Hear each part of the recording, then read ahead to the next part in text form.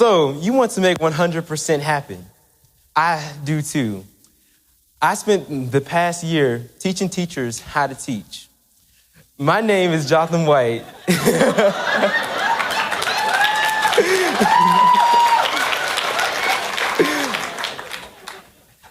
I'm a 15-year-old rising junior at Chapel Hill High. And I'm here today to share with you all some experiences I've had with teachers as well as my involvement with the Student Six. It's an organization that was created, it's a program that teaches teachers on the Student Six strategies of better learning. And these strategies were created by students. So I was a part of this program.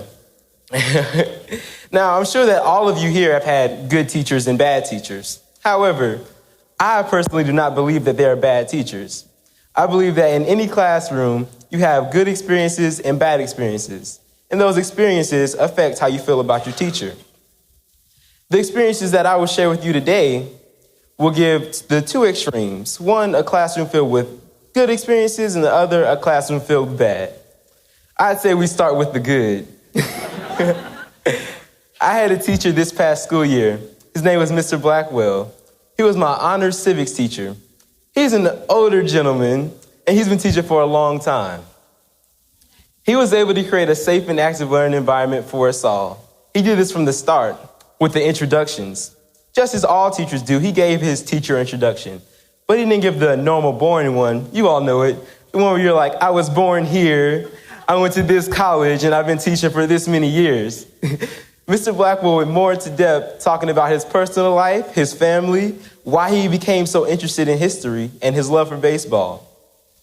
Mr. Blackwell did this, and it made us feel more comfortable as students when it was our turn to give our introductions.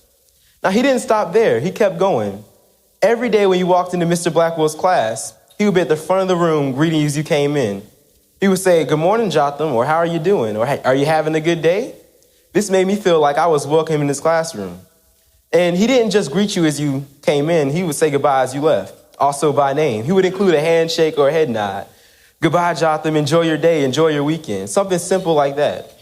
These two daily acts made me feel like I was appreciated in and outside of his classroom. Now, Mr. Blackwell had great ways of connecting with students. Usually, in the beginning of class, before we dove into our lesson, we would spend part of the class talking about sports, current events, or review the lesson from the previous day that we didn't grasp very well. Sometimes Mr. Blackwell would even tell us a story. One day, we were asking him why we hadn't received our test scores back. So Mr. Blackwell told us that he spent his weekend putting in his dishwasher. Of course, we wanted to know more. So Mr. Blackwell told us a story. He said that he had to go get a dishwasher. His old one broke. So he went to the hardware store. He forgot his measurements. He had to go back home to get them. And he got back to the hardware store. And once he got the dishwasher, instead of paying a little bit of money to have it installed, Mr. Blackwell decided to put it in himself. And he was not the type of person to read directions. So there was a lot of trial and error going on. So instead of having time to grade our test, he spent all day putting his dishwasher in. Now, he didn't only tell us this amazing story. He applied it to our lesson. That week, we were talking about marginal risk and benefits. And in this case, the risk outweighed the benefits. Had Mr. Blackwell paid a little money to have the dishwasher installed, or even glanced at the directions, we would have had our test, and he wouldn't have wasted his whole day. When Mr. Blackwell applied lessons to stories like these, it made them easier to stick and made us more interested in whatever he was talking about. Another thing on Mr. Blackwell was he was not the type of teacher to stand behind his desk all class, but he was the type to lecture. During his lectures, he didn't just stand at the front of the room, talking in a monotone voice, trying to put you to sleep. Mr. Blackwell would walk up and down all around the classroom, speaking with enthusiasm and purpose. This made it impossible for me to zone out. I was always actively engaged in his class. Now, sometimes we did get a little confused during his lectures, but he always had a way of bringing us back. I remember once we were talking about village governments, and we were having trouble understanding just exactly how they worked. So we had some hunters in our classroom. Mr. Blackwell would often relate classroom topics to hunting. So he went on to tell us that if you're in a village filled with hunters, what you can do is spend the extra tax dollars to buy fish to put in the village lake and rabbits to put in the village forest. That way, come wintertime, you have more to hunt. With those statements, Mr. Blackwell didn't only allow the hunters to understand the lesson, but he allowed other students in the class to as well. And to this day, that lesson is still with me. Now, Mr. Blackwell always tried to connect with us students, but one day he wanted us to connect with each other. He decided to have an open classroom discussion addressing race. He asked us, does race in social class have an effect on the rising incarceration rates? Now, conversations about race are often difficult, and it was very intense in the classroom. As I looked around, I saw lots of scared faces. I felt a little isolated because out of a class of 30, there were 3 Black students. There were 2 Hispanic students and 2 Asian students. And the whites were the clear majority. A white student in the class made some comments. He said they, referring to the Black community, choose to live in low-income communities, are choosing to go to prison, and are in the situations that they are in because they did not take advantage of opportunities that were given to them. Now, I wanted Mr. Blackwell to speak up and say the students' comments were offensive, or at least say something, because I felt disrespected and attacked by the students' comments. Now, I don't know if Mr. Blackwell wasn't prepared to address the students' comments or wanted to see us work it out for ourselves. But after a few minutes of silence, I felt the need to say something. So I raised my hand and I said, we, referring to the Black community,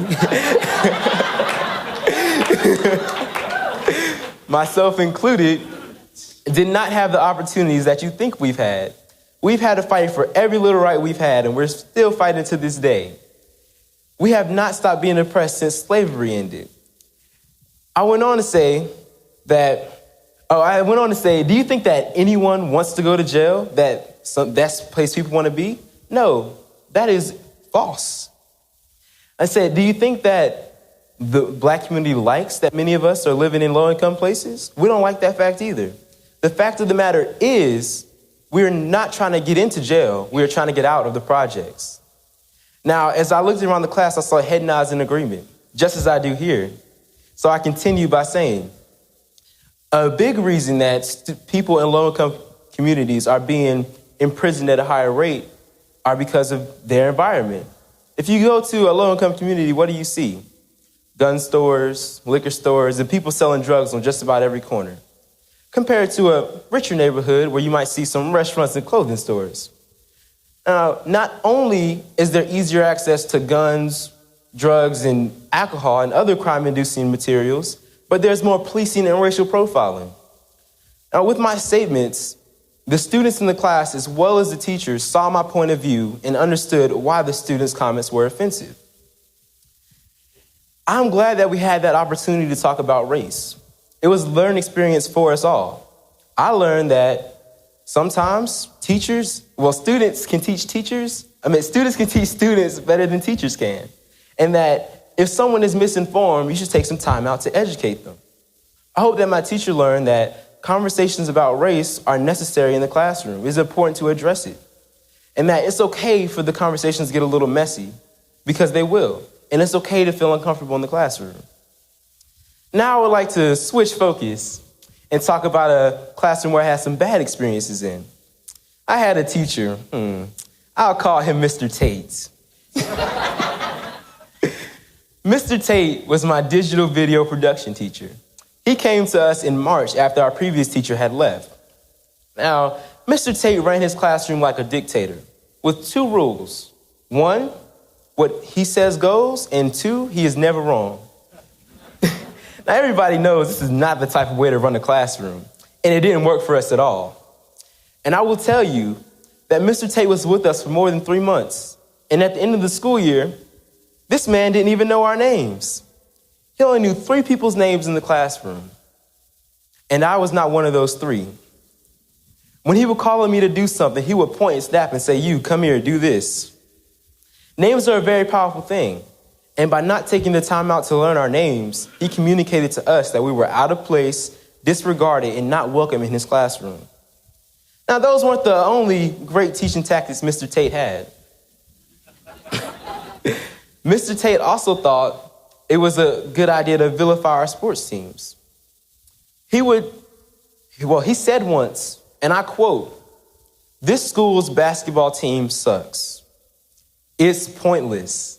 The players and coaches are wasting their time."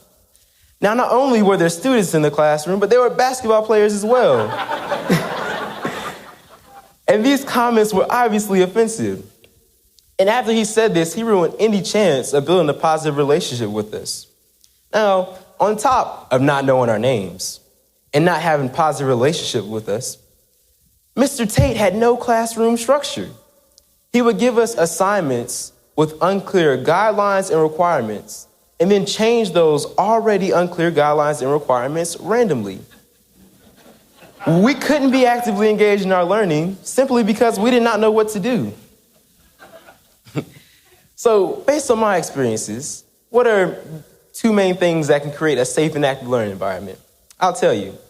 Building positive student-teacher relationships and using the student-centric strategies in the classroom. Building positive student-teacher relationships are important because students should be able to come to teachers when they need to talk, and they should be a positive influence in their lives. Teachers and students, they don't have to be friends, but they need to have, that positive attitude towards each other. And more importantly, students should know their teachers and teachers should know their students. They should not be strangers. Now, the other way to do this, in combination with building positive relationships, is employing the student-centric strategies to better learning in the classroom. The student-centric strategies are visibility, proximity, connecting to students' lives, engaging students' cultures, addressing race, and connection to students' future selves. Visibility is the first one up, making sure every student feels acknowledged and included in the classroom. Mr. Blackwell would do this when he would shake our hands. Well, he would greet us as we came in the door and say goodbye as we left. He made every student feel like they were a part of the classroom, and more importantly, making every student feel like they were an individual in the classroom. Now, next up we have proximity, using physical space to engage students and reduce a perceived threat. Mr. Blackwell would shake our hands as we came in, and he would walk all around the classroom during his lectures, making sure every student was engaged in their learning. The next step we have is connecting to students' lives. Our good friend, Mr. Blackwell, would always have a way to connect with us. And you can do this by linking classroom content to students' perspectives and experiences. Mr. Blackwell would often use our sports teams when talking about classroom topics. For instance, when we were talking about the legislative bodies, our defense was the Senate, offense was the House, and our quarterback was the Speaker of the House. When Mr. Blackwell would relate classroom topics to things going on in our lives, it made them easier to understand and made them stick better. Next up, we have engaging students' cultures, incorporating positive elements of students' cultures into classroom curriculum. This is the one thing I wish Mr. Blackwell did more. As one of the few students of color in the classroom, I think I would have been even more actively engaged in his class if he had talked about my culture. Just as many other people, I always enjoy learning about my culture and am interested every single time it comes up. Next, we have addressing race. This is the hardest of the steps to use. Incorporating racial dynamics, talking openly about racial dynamics and how they affect student experiences. Now, Mr. Blackwell let us have that open classroom discussion.